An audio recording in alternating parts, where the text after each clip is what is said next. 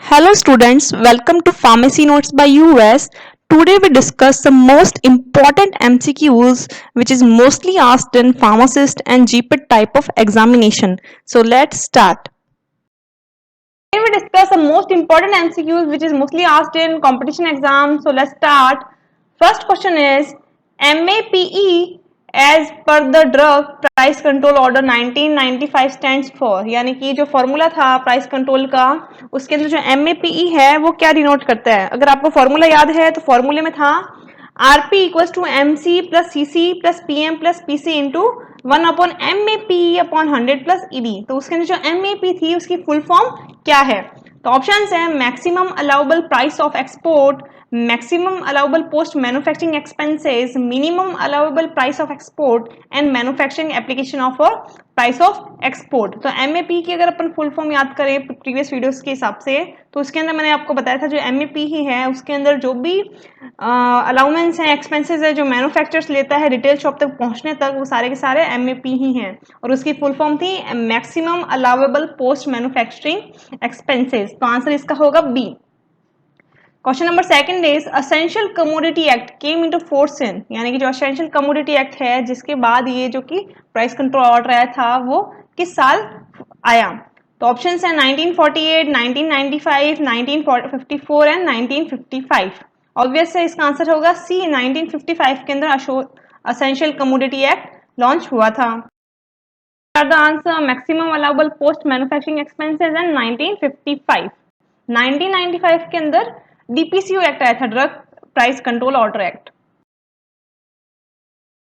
Question number third is in wholesaler drugs are mean to sell, यानी कि जो wholesales हैं उसके अंदर ड्रग्स हैं वो किस जगह पे सेल करने के लिए बारे में बताई जा रही है। ऑप्शन हैं educational and research institute, dispensaries, hospital and all of the about.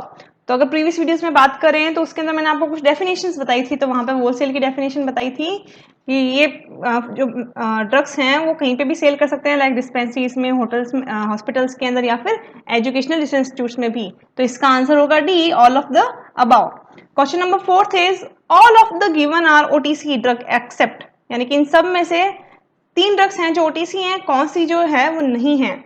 OTC की बात करें तो ओटीसी का फुल फॉर्म होता है ओवर द काउंटर, यानी कि वो मेडिसिन जो आप विदाउट प्रिस्क्रिप्शन भी दे सकते हैं। तो इनमें से कौन सी मेडिसिन है जो विदाउट प्रिस्क्रिप्शन नहीं दी जा सकती।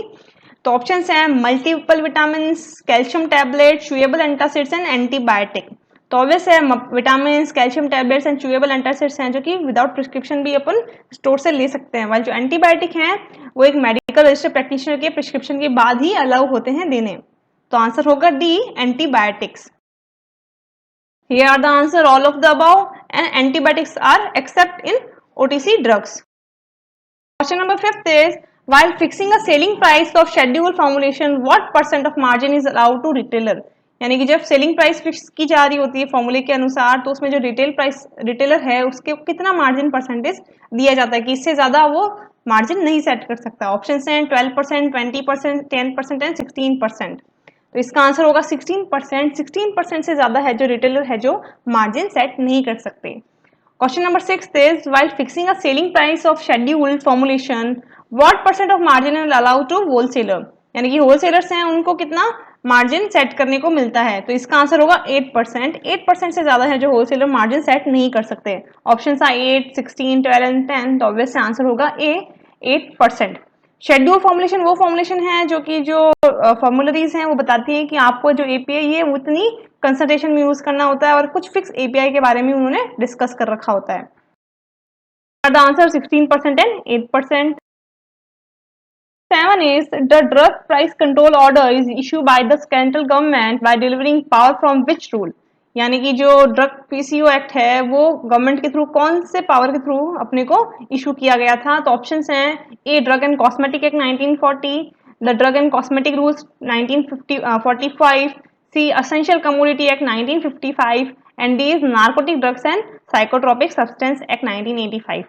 तो देखो जो गवर्नमेंट ऑफ इंडिया थी उन्होंने एक कमिटी बनाई फर्टिलाइजर कमिटी, उसके अंदर जो फार्मास्यूटिक्स डिपार्टमेंट आता है उसके अंदर ये एक्ट लॉन्च किया गया था असेंशियल कमोडिटी एक्ट 1955, जिसके अंतर्गत जो डीपीसीओ एक्ट है वो लॉन्च किया गया।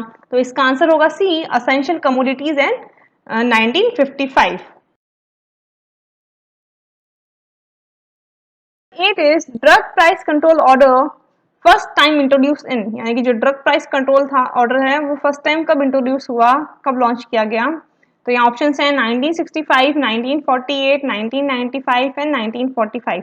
देखो यहाँ पे ये नहीं पूछा गया कि ये ऑर्डर है जो कि पहले कब आया था फिर बाद में कब आया, और अगर आप ऑप्शंस की भी बात करें तो ये आया था फर्स्ट 1987 में, उसको वापस उन्होंने है जो कि अमेंड करके 1995 वाला किया था। तो यहाँ पे 87 ऑप्शन में नहीं है ऑब्वियसली, तो आंसर यह होगा बी 1995, यानी कि जो डीपीसीयू एक्ट है वो फर्स्ट टाइम इंट्रोड्यूस हुआ था 1995 में।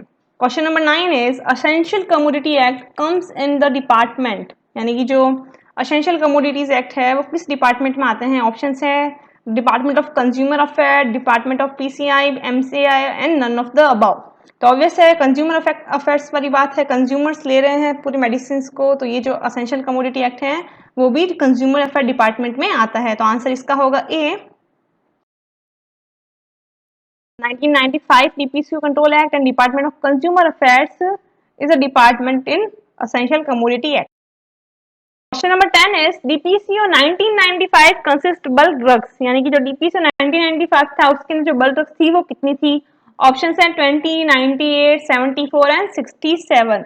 तो अगर अपन DPCO 1995 की बात करें उसके बाद 2013 भी लॉन्च हुआ था, तो 1997 के अंदर जो ड्रग्स थी वो थी 74। काफी सारी बुक्स में आपको 76 भी देखने को मिलेगा, तो here is the answer B 74। Question number 11 is DPCO 1995 calculated price on, यानी कि जो डीपीसीओ 1995 में जो लॉन्च हुआ था उसके अंदर जो प्राइस है वो किस बिहाव पे कैलकुलेट हो रही थी। ऑप्शंस हैं cost basis, market base, both A and B and none of the above, यानी कॉस्ट बेसिस पे कि जो मटेरियल है उसकी कॉस्ट क्या है उसके हिसाब से अपन प्राइस कंट्रोल करेंगे। दूसरा मार्केट बेस कि मार्केट के अंदर क्या है उस हिसाब से प्राइस को कंट्रोल किया जाए। C both an A and B and none of the above, तो इसका आंसर है ए कॉस्ट बेसिस। 1995 में कॉस्ट बेसिस था, बट जब 2013 में अमेंड किया गया तो उसे मार्केट बेस कर दिया गया था। Question number 12 is latest amendment in DPCO, यानी जो लेटेस्ट अमेंडमेंट हुआ है ड्रग प्राइस कंट्रोल ऑर्डर के अंदर वो किस साल किया गया। ऑप्शंस हैं 1955, 1990, 2013 एंड 1995। ऑब्वियस है ये एक 1995 में आया था, उसके बाद जो अमेंडमेंट हुआ है वो हुआ 2013 के अंदर, तो ऑप्शन होगा इसका बी 2013, जिसके अंदर कुछ ड्रग्स और ऐड की गई और कुछ फॉर्मुलेशंस को भी उन्होंने ऐड किया। Answer 74 bulk drugs included in 1995 Act, cost basis calculation price on DPCO 1995 Act and 2013 is latest amendment of DPCO. Number 13 is maximum retail price calculated by, यानी कि कुछ फॉर्मूलाज हैं इसके अंदर अपन को मैक्सिमम रिटेल प्राइस कैलकुलेट करते हैं, इसमें से सही फॉर्मूला कौन सा है। तो अगर आपको याद हो मैंने आपको प्रीवियस वीडियोस के अंदर बताया था रिटेल प्राइस फॉर्मुलेशन के अंदर फॉर्मूला, जिसके अंदर पीसी और के बारे में मैंने आपको बताया था कि जो रिटेल प्राइस है वो अपन किस तरीके से कैलकुलेट करते हैं। तो रिटेल प्राइस कैलकुलेट करने का तरीका था कि जो रिटेल प्राइस है वो मटेरियल कॉस्ट है वो सारा का सारा जब ऐड होता है तो उसकी फॉर्मूला था M C plus C C plus P M plus P C into 1 plus M A P upon 100 into E T, यानी कि एक्साइज ड्यूटी। तो इनमें से कौन सा है, तो ऑप्शन होगा A P C equals to M C plus C C P M plus P C into 1 plus M A P upon 100 into E D. तो right answer is A. 14 is DPCO 2013 calculated maximum price using formula, यानी कि जो 2013 है उसके अंदर जो formula है वो चेंज कर दिया गया था, उसके अनुसार जो फॉर्मूला है वो कौन सा सही है। तो ऑप्शन इसका होगा PC equals to P S 1 plus M upon 100, answer इसका ए रहेगा।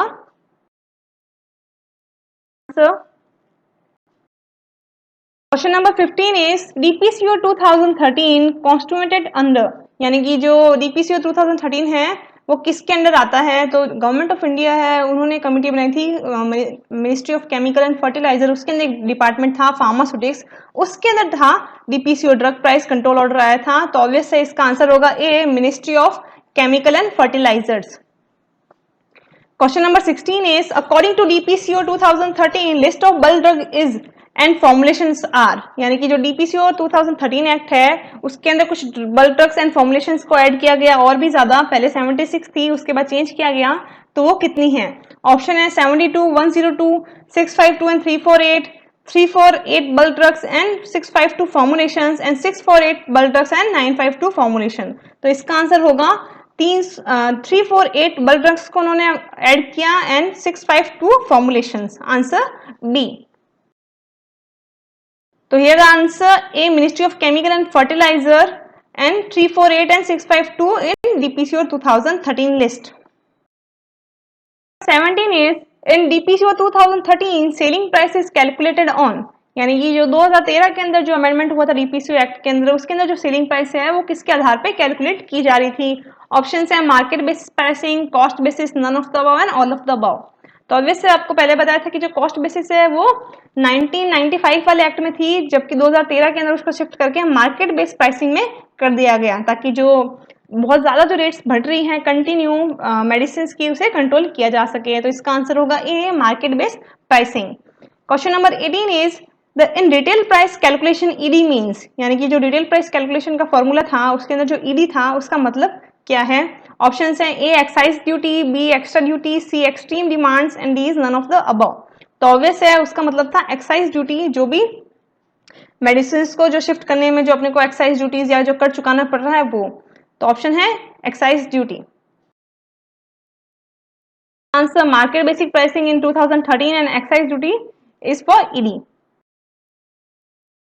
Number 19 is retail price not exceed and local tax extra label on, यानी कि इनमें से कौन से फॉर्मुलेशंस के ऊपर अपने को ये लेबल देखने को मिलता है कि retail price not exceed and local tax extra labelled on?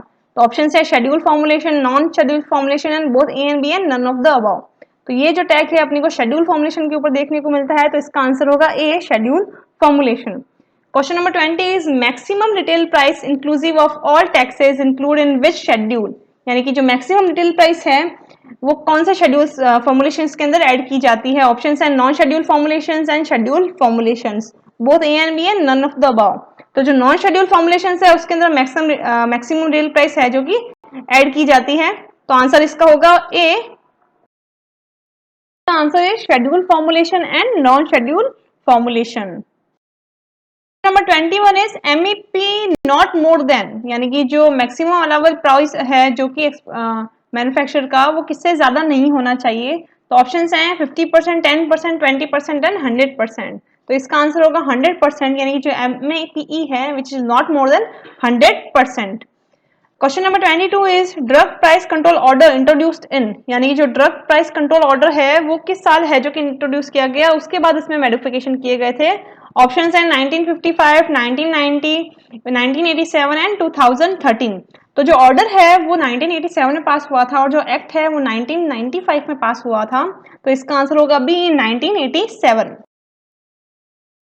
Answer MEP not more than 100% and in 1985 the order is pass.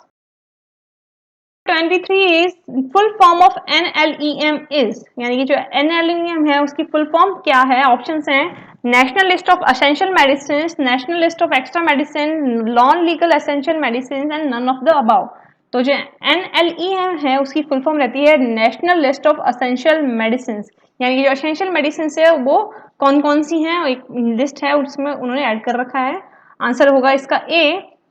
Question number 24 is post tax returns on net worth is, यानी कि जो post tax return है net worth पे वो कितना रहता है? Option है 10%, 12%, 14 एंड 18। तो जो पोस्ट रिटर्न टैक्स है वो रहता है 14%, तो आंसर होगा इसका B, 14%। Here the answer national list of essential medicine and 14. Question number 25 is by government which percent of return considered on capital employed, यानी कि कितना है जो कि रिटर्न वो परसेंटेज कैपिटल एम्प्लॉयड पे एक्सेप्ट करते हैं या कंसिडर किया जाता है? ऑप्शन है 22%, 10%, 14% एंड 11%।